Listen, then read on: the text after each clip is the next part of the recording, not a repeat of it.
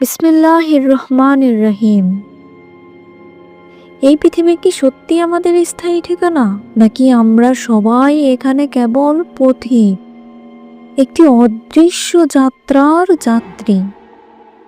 কখনো কি ভেবে দেখেছেন মৃত্যুর পরের জীবন কেমন হবে? কবরের অন্ধকারে দাঁড়িয়ে যদি হঠাৎ কিয়ামতের আওয়াজ কানে আসে, তখন আমাদের অন্তর কি ভয়ে কেঁপে উঠবে না? আজ আপনাদের শোনাতে যাচ্ছি ইতিহাসের এক বিস্ময়কর হৃদয় কাঁপানো ঘটনা, যা শুধু গল্প নয়, বরং আমাদের ঈমানকে নাড়া দেওয়ার এক গভীর শিক্ষা। এই ঘটনা সেই যুগের, যখন আল্লাহর মহান নবী হযরত ঈসা আলাইহিস সালাম মানুষকে সত্যের পথে ডাকছিলেন। এক সময় ছিল যখন নসিবিন নামের একটি কাফের নগরী অন্ধকারে ডুবেছিল, কুফর আর অহংকারে। সেই নগরীর বাদশাহ আল্লাহর সত্য অস্বীকার করত, আর তার দরবারে আল্লাহর নাম উচ্চারণ করাও ছিল অপরাধ। কিন্তু আল্লাহ যাকে চান তাকে হেদায়েতের আলো দেখান, আর যাকে চান তার মাধ্যমে ইতিহাস বদলে দেন। আল্লাহর নির্দেশে হযরত ঈসা আলাইহিস সালাম নিজের অনুসারীদের নিয়ে রওনা হলেন নসিবিন শহরের দিকে। লোকেরা বলল, যদি তুমি সত্যি আল্লাহর নবী হও, তবে আমাদের এমন নিদর্শন দেখাও যা কোনো জাদুকর দেখাতে পারে না। আর তখনই ঘটল এমন এক ঘটনা যা পুরো শহরের মানুষের হৃদয়ে আগুন জ্বালিয়ে দিল। ভয়, বিস্ময় আর ঈমানের আগুন। একটি কবর, 4000 বছরের নিস্তব্ধতা, আর আল্লাহর কুদরতে মৃত্যুর পর জীবনের এক ভয়ঙ্কর বাস্তবতা। এই ভিডিওতে আপনি দেখবেন কিভাবে আল্লাহর অনুমতিতে হযরত ঈসা আলাইহিস সালাম মৃতকে জীবিত করেন, কিভাবে কবরের মানুষ কিয়ামতের ভয়ে কাঁপে, কিভাবে একটি অলৌকিক ঘটনা পুরো জাতিকে ঈমানের পথে ফিরিয়ে আনে। আর সবচেয়ে বড় কথা, এই ঘটনা আজ আমাদের জন্য কি বার্তা দেয়? ভিডিওটি শেষ না দেখা পর্যন্ত আপনি হয়তো বুঝতেই পারবেন না আমরা নিজেরা কিয়ামতের জন্য কতটা অপ্রস্তুত। তাই অনুরোধ, মন খুলে শুনুন, হৃদয় দিয়ে অনুভব করুন, আর শেষে নিজেকে প্রশ্ন করুন, আমি যদি আজ কবরে যাই, তবে কি আমি প্রস্তুত? চলুন শুরু করা যাক। এক বিস্ময়কর ইতিহাস, আল্লাহর কুদরতের এক জীবন্ত প্রমাণ। বহু যুগ আগের ঘটনা। এক প্রাচীন ইতিহাস গ্রন্থে বর্ণিত আছে যে হযরত ঈসা আলাইহিস সালাম এর জামানায় নসিবিন নামক শহরে এক কাফের বাদশা ছিল। আল্লাহ পাকের তরফ হতে হযরত ঈসা আলাইহিস সালামের মাধ্যমে উক্ত কাফের বাদশাকে হেদায়েত করার নির্দেশ হলো। তাই সে অনুযায়ী হযরত ঈসা আলাইহিস সালাম নিজের অনুসারীগণকে নিয়ে নসিবিন শহরের দিকে রওনা হলেন। যথাসময়ে তিনি উক্ত শহরের নিকটে পৌঁছালেন।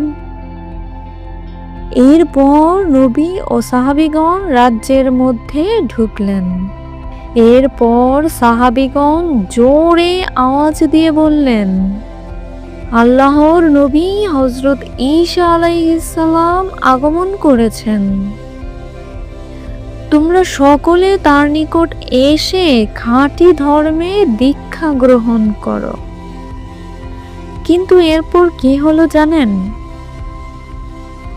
বাদশাহ দরবারের লোকজন হযরত ঈসা আলাইহিস সালামকে বলল, নবীগণ অনেক অনেক অলৌকিক কার্যকলাপ দেখিয়ে থাকেন। তুমি যদি নবী হয়ে থাকো তবে সে অনুযায়ী কিছু প্রদর্শন করে অর্থাৎ দেখিয়ে তোমার নবুয়াতের প্রমাণ দাও। তারা আরো বলল যে অনেক ধরনের কাজ অনেক দক্ষ জাদুকরও করতে পারে, কিন্তু তারা কোনো মৃত মানুষকে পুনর্জীবন দান করতে পারে না। তুমি সেরূপ কাজ করে দেখাতে পারবে কি? হযরত ঈসা আলাইহিস সালাম তার উত্তরে বললেন, মহান আল্লাহ তাআলার হুকুম হলে আমি তাও করে দেখাতে পারবো। তখন তারা সকলে হযরত ঈসা আলাইহিস সালামকে নিয়ে একটি বহু পুরাতন কবরস্থানের দিকে চলে গেল। সেখানে প্রাচীন কালের নবী হযরত নূহ আলাইহিস সালামের পুত্র শামের কবর ছিল। ওই কবরটির কাছে পৌঁছে লোকজন হযরত ঈসা আলাইহিস সালামকে বলল, তুমি এ কবরে যাকে দাফন করা হয়েছিল তাকে জীবিত করে দেখাও। এরপর যা ঘটল তা পুরো শহরকে কাঁপিয়ে দিল। তখন হযরত ঈসা আলাইহিস সালাম উক্ত কবরের নিকট গিয়ে প্রথমে 2 রাকাত নামাজ আদায় করলেন। তারপর মহান আল্লাহ তাআলার দরবারে এরূপ মোনাজাত করলেন, হে সর্বশক্তির মালিক মহান আল্লাহ তাআলা, তুমি তোমার অফুরন্ত ক্ষমতার দ্বারা এ কবরের মৃত ব্যক্তিকে জীবিত করে লোকজনকে তোমার ক্ষমতার নজির দেখিয়ে দাও। হযরত ঈসা আলাইহিস সালাম এরূপ মোনাজাত করা মাত্র কবরটি ফেটে গেল এবং তার ভিতর থেকে সাদা গোঁফদাড়ি ও চুল বিশিষ্ট একটি লোক উপরে উঠে আসলো। এরপর প্রথমে সে হযরত ঈসা আলাইহিস সালামকে সালাম করে বলল, হে লোক সকল, জেনে রাখো এ ব্যক্তি আল্লাহর নবী হযরত ঈসা আলাইহিস সালাম। তোমরা তার উপরে ঈমান এনে সকলে তার অনুসরণ করো। এ লোকটি ছিল হযরত নূহ আলাইহিস সালামের পুত্র শাম। হযরত ঈসা আলাইহিস সালাম তাকে জিজ্ঞেস করলেন, হে শাম, তোমাদের জামানায় তো কারো চুলদাড়ি পেকে মৃত্যু পর্যন্ত এরূপ সাদা রং ধারণ করতো না, তবে তোমার চুলদাড়ি এভাবে সাদা দেখছি কেন? তখন শাম জবাব দিল, হে আল্লাহর নবী, আমি জানতাম যে রোজ কিয়ামতের সামান্য আগে আপনি দুনিয়ায় আসবেন, তাই কবরে থেকে আপনার আওয়াজ শুনে আমি মনে করলাম যে রোজ কিয়ামত এসে গেছে আর তাই আপনার আগমন ঘটেছে। সুতরাং হাসরের মাঠের হিসাব নিকাশের ভয়ে ও আতঙ্কে আমার চুল ও দাড়ি সহসা এ রং ধারণ করেছে।